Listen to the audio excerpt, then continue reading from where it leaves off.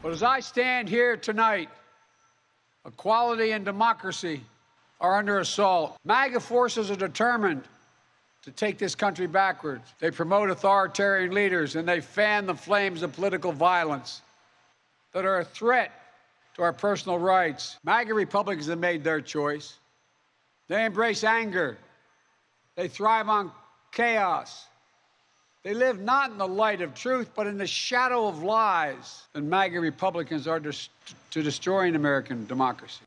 President Biden is attacking 74 million Americans when he slanders MAGA Republicans as a threat to our democracy. And one of them joins me now to respond. Welcome, Dr. Mehmet Oz, Pennsylvania Senate candidate. Dr. Oz, good to see you. Just off the top, I mean, I was outraged by that speech, but I want to get your reaction to the words of President Joe Biden.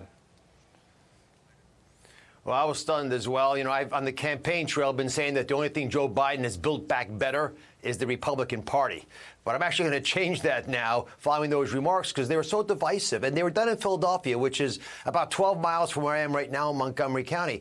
His comments are going to unite not just Republicans, but independents and some conservative Democrats who don't like that tone, don't believe it's true. And they're actually frustrated that people don't feel like they can say what they see. And now you're othering, you're telling people if they're speaking out because they don't like the fact that we're going to make twice as many IRS agents possible, or you're worried about the crime, that you're actually a MAGA Republican and therefore don't count. And I'm just going to point out, it's especially tone deaf because the real threat here in Philadelphia is lawlessness. We have the highest homicide rates ever last year, and this year we're going to beat last year. And my opponent in this race, who's been endorsed by Joe Biden, sort of, because he didn't get his name right and didn't get his position right when he tried to do it on Tuesday, but he endorsed my opponent, John Fetterman. He wants to release 1/3 of all inmates. He wants to parole murderers with life sentences. He's done that and hired 2 of them. He wants open borders, which have brought fentanyl into this Commonwealth. These have worsened the state of affairs for most Pennsylvanians. Those are the issues they want to talk about. They don't want to hear about the president of all of us, the president of the United States, telling half of us that we're bad. So I haven't seen Pennsylvania ads, Dr. Oz, but I imagine you're getting ads run against you that says Dr. Oz is an extremist, right? Yeah, you're a horrible guy.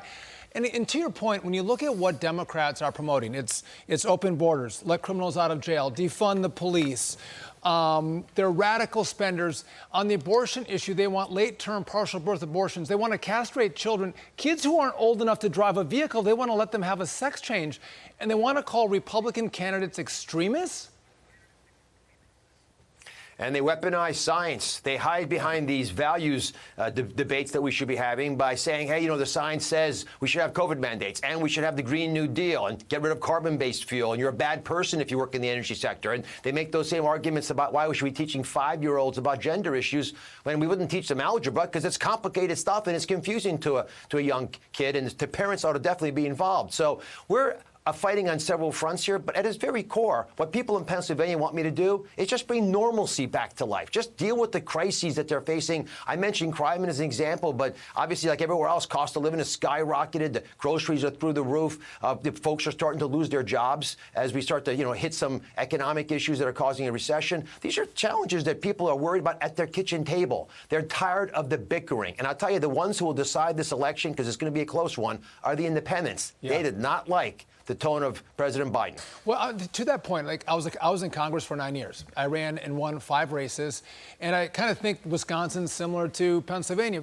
They're nice people, they're good people, and they don't like angry politicians. I would tell you that most Republicans and Democrats in Congress, they're nice people. Now, there's a few jerks, but most of them are nice, and nice people get elected to higher office. And so when you have Joe Biden with this angry, vitriolic speech, as the lead Democrat on the ticket, which again, you're not voting for Joe Biden, but he is on the ballot, I don't think that would really resonate with voters who want a principled leader, but also a nice leader. Sean, I know your story, and I'm proud that you served, and I hope to emulate you. But, my life story starts with my dad, who was born on a dirt floor, immigrated to this country because we were looking for, smart students, lived the American dream. That's what I experienced. It was pretty simple. You work hard, serve other Americans, and you get to be an American. And it's that American dream we're all trying to fight for. It's not just for this country. We're fighting for the soul of the world.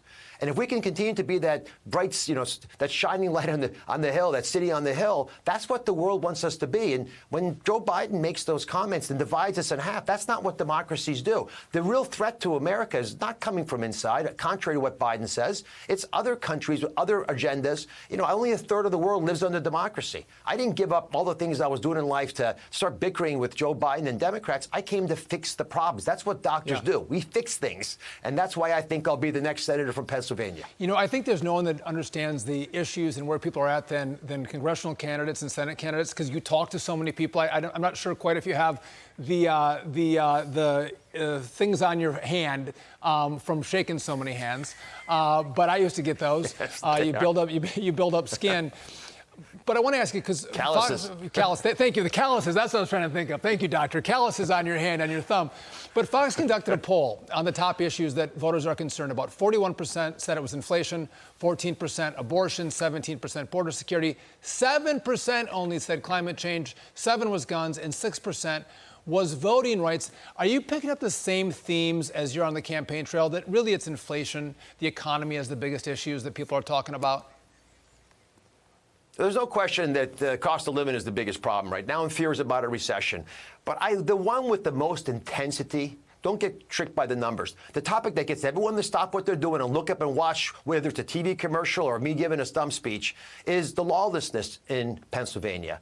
Because not only do we have homicides, numbers never ever experienced before in Philadelphia, and the rest of the state is suffering as well, but we also have a fentanyl crisis. Again, it happened because we have an open border, which my opponent John Fetterman has advocated for with these cities that are sanctuary cities where you don't let law enforcement work.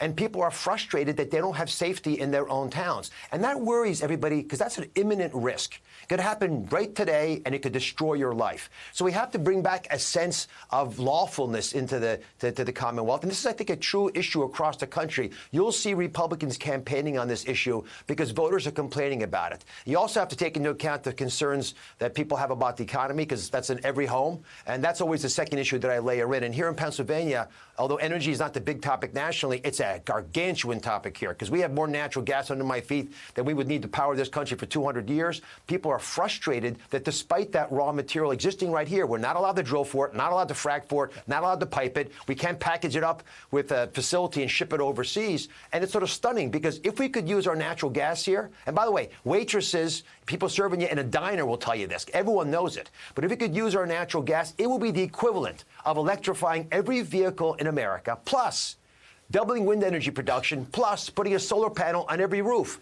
doing that for 30 years in a row. So if you really want to keep the environment clean, you ought to let us get natural gas out of the ground. But the ideology of the Democratic Party, the radical part of the party, won't let it happen. And that's why I say there's been a perversion, a corruption of science. And when you mix politics and science, or politics and medicine, you get politics. It's not healthy. I mean, Doc Oz, you look at the jobs and revenue that comes into the state of Pennsylvania. It's huge if you're able to go after your natural resources. But I think it's important. I want to switch gears on you. It's important that voters test out candidates. We saw when Joe Biden hid in his basement, they weren't able to kick his tires. The media was able to cover for him, but they weren't able to ask him really tough questions. They didn't see him on the campaign trail.